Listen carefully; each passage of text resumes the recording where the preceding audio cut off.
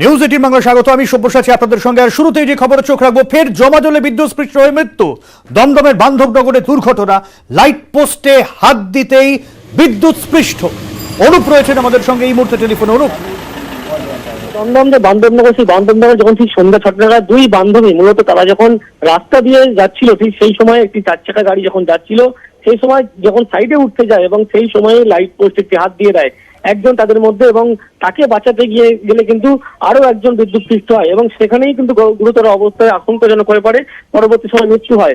তারপরে তাদেরকে আরজিকর হাসপাতালে নিয়ে যায়। সেখানে নিয়ে গেলে অনেকক্ষণ আগে মৃত্যু হয়েছে বলে এমনটাই ঘোষণা করা হয়। কিন্তু প্রশ্ন উঠছে যে দুদিন টানা যখন জল জমা ছিল এবং সেখানে কিন্তু এইভাবেই বিদ্যুৎ তার পড়েছিল এবং পেছানো অবস্থায় ছিল, যখনই হাত লাগে সেখানে পরে কিন্তু দুর্ঘটনা ঘটে। ইতিমধ্যেই এই ঘটনার পরে গোটা এলাকায় চাঞ্চল্য ছড়িয়েছে এবং দুজনের নাম অনুপ একটু নির্দিষ্ট করে বলো, তার পড়েছিল জলে নাকি বিদ্যুৎ আহত হয়েছিল, তড়িৎ আহত হয়েছিল লাইট পোস্টটা, কোনটা? তার যখন ছিঁড়ে ছিল সেই তারটাই যে লাইট পোস্টে জড়িয়েছিল, তখন যখনই লাইট পোস্টে হাত লাগে ঠিক তখনই কিন্তু বিদ্যুৎ স্পৃষ্ট হয় এবং সঙ্গে সঙ্গেই তাদের মুখ থেকে গাজা বেরোতে শুরু করে। পরবর্তী সময় তাদেরকে আরজিকর হাসপাতালে নিয়ে গেলে মৃত বলে ঘোষণা করে অনুষ্কা নন্দী। পাশাপাশি আরো একজনের নাম পাওয়া যাচ্ছে, শ্রেয়া বণিক। মূলত এই দুজনের অবস্থায় যখন আশঙ্কাজনক হয় তারপর হসপিটালে নিয়ে গেলে অনেকক্ষণ আগেই মৃত্যু হয়েছে বলে মনে জানায় আরজিকর কর্তৃপক্ষ। অনেক ধন্যবাদ অনুপ। দুটো বাচ্চা খেলতে আসছিল, সামনে যাচ্ছিল, গাড়ি যাচ্ছিল, সাইড দিকে মানে লেগে গেছে, আর একজনকে বাঁচা দিয়ে শেষ। প্রত্যেক বছর বৃষ্টি হলে জল হয়, এই বছর জলটা হয়েছে বেশি, সব প্রত্যেক ঘরে জল লেগেছে। আমাদের ঘরে দুধের গাড়ি যাচ্ছিল, দুধের গাড়ি যেতে যেতে মানে সেই ও সাইড দিতে গেছে, সেইখানে যেয়ে মানে ওখানে আরো দুইজন পাশে বসেছিল, একজন পাশে বসে থাকার পরে তারপরে সে ও মানে শর্ট করে মানে ও পড়ে গেছে। পড়ে যাওয়ার পরে আর একটা মেয়ে ছিল, ওরা হাত ধরে এরকম তুলতে গেছে, সেটাও ঝাপটা মেরেছে, ওকেও ফেলে দিয়েছে। চন্দননগরে গোল্ড লোন সংস্থায় ডাকাতিতে পোর্টেবল জ্যামার ব্যবহার, মোবাইল ফোনে যাতে কেউ যোগাযোগ করতে না পারে তাই এই অত্যাধুনিক প্রযুক্তির ব্যবহার। দুষ্কৃতীদের গ্রেফতার 3।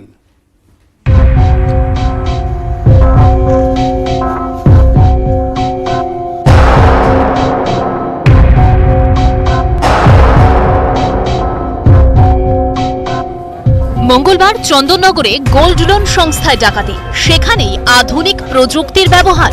মোবাইল ফোনে যাতে কেউ যোগাযোগ করতে না পারেন সেই লক্ষ্যে পোর্টেবল জ্যামার ব্যবহার করে দুষ্কৃতীরা। বুধবার এই চাঞ্চল্যকর তথ্য জানায় চন্দননগর কমিশনারেট। তাদের দাবি, ডাকাতির খবর পাওয়ার পর দ্রুত এলাকায় যায় পুলিশ, কিন্তু মোবাইল ফোনে কারোর সঙ্গে যোগাযোগ করতে পারছিলেন না। এতেই সন্দেহ হয়, তল্লাশিতে মেলে পোর্টেবল জ্যামার।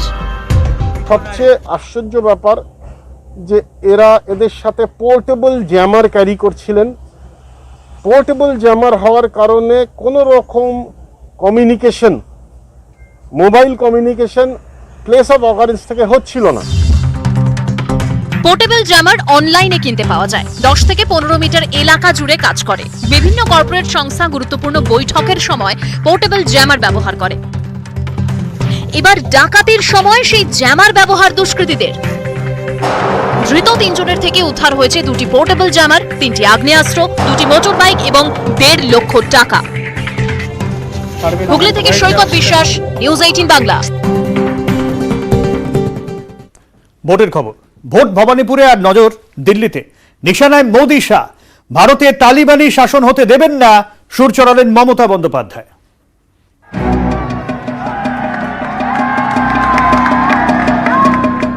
তোমারে বুঝিবে যে বকুলে বাড়িতে সে লড়াই করবার জন্য খেলোয়াড় লোক এসে গেছে।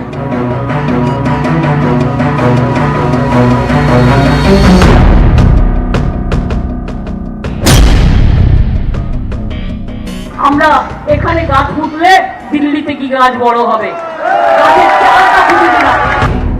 ভবানীপুর, অনেকে বলেন মিনি ভারত, সেখান থেকেই ভারত জয়ের লক্ষ্য স্থির করলেন মমতা বন্দ্যোপাধ্যায়। আমরা ভারতবর্ষের বিভিন্ন জায়গায় লড়বো, প্রয়োজন হলে ত্রিপুরায় লড়বো, প্রয়োজন হলে ত্রিপুরায় খেলা হবে, আসামে খেলা হবে। हम लड़ेंगे, हम जीतेंगे और बीजेपी को हम देश से हटाएंगे। নোটবন্দি থেকে মূল্যবৃদ্ধি, এনআরসি সিএএ থেকে দিল্লি হিংসা, কোভিড সমস্যা, নানা ইস্যুতে মোদি শাহকে বারবার নিশানা। नरेंद्र मोदी जी, देखो अमित शाह भैया जी, इंडिया को अब तालिबान बना देंगे और सबको गाली देंगे, ये हम नहीं करने देंगे। इंडिया इंडिया रहेगा, लेकिन हम देश को टुकड़ा करने नहीं देगा और हम हमारा बंगाल को भी टुकड़ा करने नहीं देगा। ত্রিপুরায় র্যালির অনুমতি পাননি অভিষেক বন্দ্যোপাধ্যায়, আক্রান্ত হয়েছেন তৃণমূল কর্মীরা। এ নিয়েও বিজেপিকে তুলোধনা করলেন মমতা। অভিষেকরা যাতে মিটিং করতে না পারে, নভেম্বর মাসের 4-5 तारीख পর্যন্ত 144 धारा, दुर्गा पूजा है 12 अक्टूबर, क्या 144 धारा में होगा? और तुम जनता को बोलते हैं ये लोग तो पूजा नहीं करने देता है। উপনির্বাচন উপলক্ষ মাত্র, লক্ষ্য দিল্লি জয়। ফের একবার স্পষ্ট করলেন তৃণমূল নেত্রী। নিউজ 18 বাংলা। আর এদিকে প্রথম প্রচারেই প্রচারের আলোয় ভবানীপুরে প্রচারে গিয়ে ডিসি সাউথের সঙ্গে বচসায় সুকান্ত মজুমদার পুলিশকে কটাক্ষ করে বললেন পিসির পুলিশ। পাল্টা জবাব দিতে অবশ্য দেরি করেনি তৃণমূল। আমাদের পুলিশকে ওয়েস্ট বেঙ্গল পুলিশ সার্ভিস বলে, WBPS তাই বলে তো। এটার এখন একটু অ্যাব্রিভিয়েশনটা চেঞ্জ হয়ে গেছে, ফুল ফর্মটা ওয়েস্ট বেঙ্গল পিসি সার্ভিস। आप रूल फॉलो नहीं करेंगे? पूरा रूल फॉलो कर रहा हूं, इधर नहीं कर रहा हूं। 1+4 होना चाहिए। आपके कितने आदमी देखिए, बॉडी बोल रहा है। अरे सुनो, केस डालिए मेरे को। अगर आपको लगता है कि मैं फिर करूं, आप रूल फॉलो नहीं करेंगे? पूरा रूल फॉलो कर रहा हूं, इधर नहीं कर रहा हूं। 1+4 होना चाहिए। आपके कितने आदमी देखिए, अब कौन कहां से आ गया मेरे को देखते मैं जिम्मा लूंगा। मैं जनप्रतिनिधि हूं, कोई भी देख के मेरे को आ सकता है। आप एमपी साथ भावे কথা বলেন, আপনি এমপি সাথে দাও। ভবানীপুরে খোদ মুখ্যমন্ত্রীর পাড়ায় বিজেপির প্রচার, সেখানেই কোভিড বিধি ভাঙা, হাই সিকিউরিটি জোনের নিয়ম ভাঙার অভিযোগ তোলে পুলিশ। आप मेरे से बात नहीं कर सकते। हम आपसे बात नहीं करते। 1+4 এরা ভায়োলেট করছে। এত বড় বড় আর্মস নিয়ে এখান থেকে ঢোকা যাবে না। এদের ভ্যাকসিনেশন কিছু নেই, এদের সার্টিফিকেট কিছু নেই। এরা হাই সিকিউরিটি জোনটা ব্রিচ করতে চাইছে, না হলে আমাদের অ্যারেস্ট করতে হবে। যা পুলিশের সঙ্গে বচসায় জড়ান বিজেপির নতুন রাজ্য সভাপতি।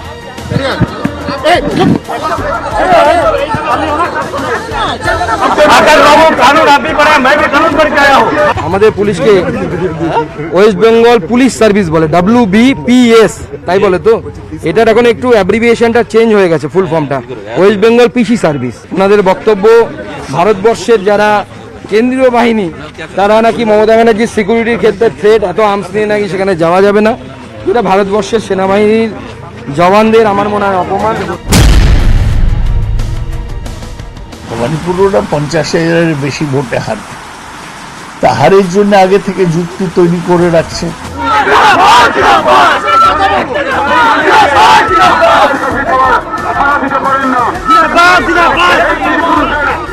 রাজ্য সভাপতি হিসেবে প্রথম ভোট প্রচার, প্রথম দিনেই বচসা বিতর্ক। নিউজ 18 বাংলা। অর্থাৎ ভোটে রীতিমতো গরম ভবানীপুর। প্রচারে নেই দিলীপ ঘোষ, পদে নেই, প্রচারে নেই দিলীপ ঘোষ, অথচ স্টার ক্যাম্পেনার ঠিকই প্রচার করবেন, পাল্টা দাবি করছেন সুকান্ত মজুমদার।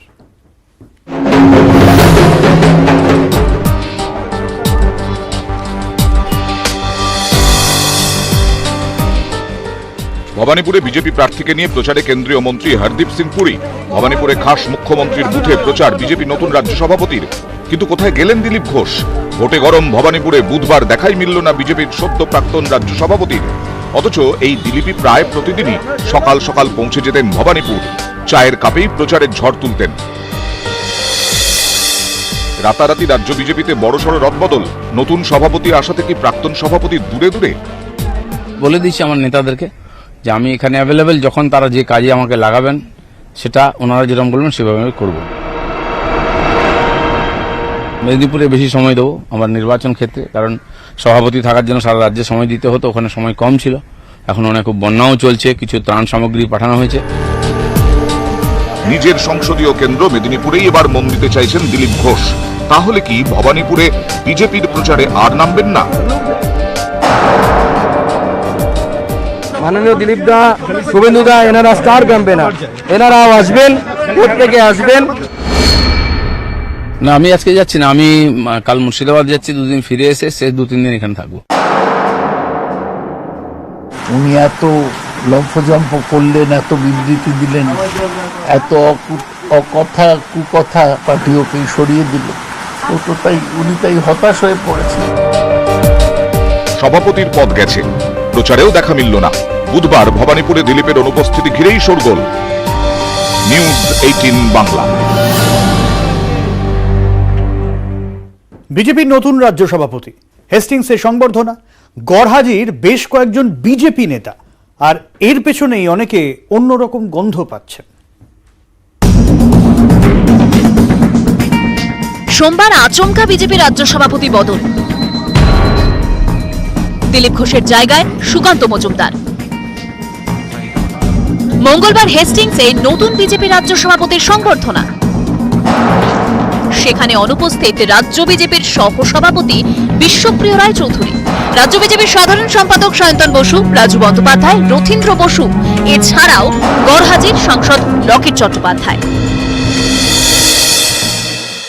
গতকালও আমার একটা শ্রাদ্ধ অনুষ্ঠান, এবং খুব কাছের একজন মানুষ আমার, তাকে হারিয়েছি, তার পুরো দায়িত্বটাও, শ্রাদ্ধের দায়িত্বটাও আমার ছিল। আমি যার জন্য সুকান্তকেও বলেছিলাম যে এই কারণে আমি থাকতে পারছি না, এটা নিয়ে আবার অন্য বার্তা যেন না আসে। আমি উপস্থিত ছিলাম, আমার পেট খারাপ এবং জ্বর হয়েছিল।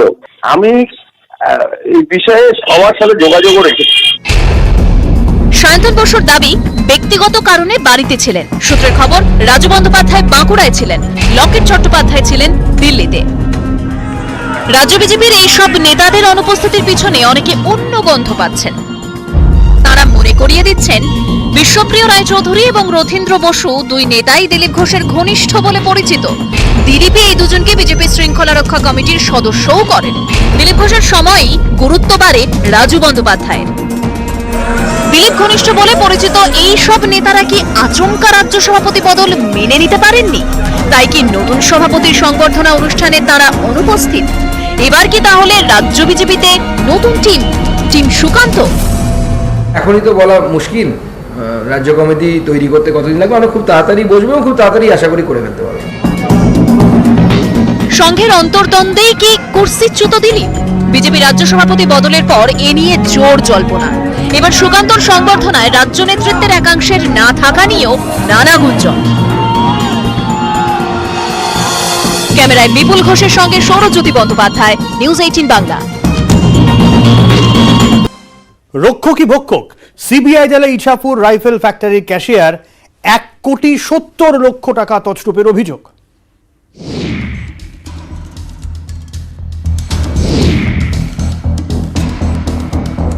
এ যেন রক্ষকই ভক্ষক, যার হাতে টাকার দায়িত্ব তার বিরুদ্ধে কোটি টাকা সরানোর অভিযোগ। সিবিআই দুর্নীতি দমন শাখার হাতে গ্রেফতার ইছাপুর রাইফেল ফ্যাক্টরির ক্যাশিয়ার। 1,70,00,000 টাকা হাতানোর অভিযোগে গ্রেফতার মধুসূদন মুখোপাধ্যায়। ইছাপুর রাইফেল ফ্যাক্টরির টাকা ব্যক্তিগত কাজে ব্যবহারের অভিযোগ। সূত্রের খবর, তদন্তকারীরা জানতে পেরেছেন বিভিন্ন অ্যাকাউন্ট খুলে টাকা সরাতেন মধুসূদন। সিবিআই সূত্রে খবর, 2017 4 এপ্রিল মধুসূদনের নামে অভিযোগ দায়ের হয়। ইছাপুর রাইফেল ফ্যাক্টরির চিফ ভিজিলেন্স অফিসার গৌতম মণ্ডল অভিযোগ দায়ের করেন। 2012 থেকে 2016 মধ্যে সংস্থার টাকা তছরূপের অভিযোগ। 2017 অক্টোবরে এফআইআর দায়ের করে তদন্ত শুরু করে সিবিআই। অভিযোগ তদন্তে অসহযোগিতাও করেছেন মধুসূদন। কেন্দ্রীয় গোয়েন্দারা তলব করলেও হাজিরা দেননি ওই ক্যাশিয়ার। মঙ্গলবার নিজাম প্যালেসে ফের তলব করা হয়। সিবিআই সূত্রে খবর, বিভিন্ন প্রশ্নের জবাব ঠিকমতো দিতে পারেননি। এরপরেই বুধবার গ্রেফতার করা হয় ইছাপুর রাইফেল ফ্যাক্টরি ক্যাশিয়ারকে। সেন্ট্রাল গভর্নমেন্টের অধীনে থাকা ইছাপুর রাইফেল ফ্যাক্টরিতে কিভাবে তছরূপ এবং এত কোটি কোটি টাকা তছরূপের পেছনে কোন কোন রাঘব বোয়ালরা রয়েছে, এর সঙ্গে আর কারা জড়িত, সেই বিষয়গুলি খতিয়ে দেখছে সিবিআইয়ের অ্যান্টি করাপশন ব্রাঞ্চ। ক্যামেরায় লালটুর সঙ্গে অর্পিতা হাজরা, নিউজ 18 বাংলা, কলকাতা।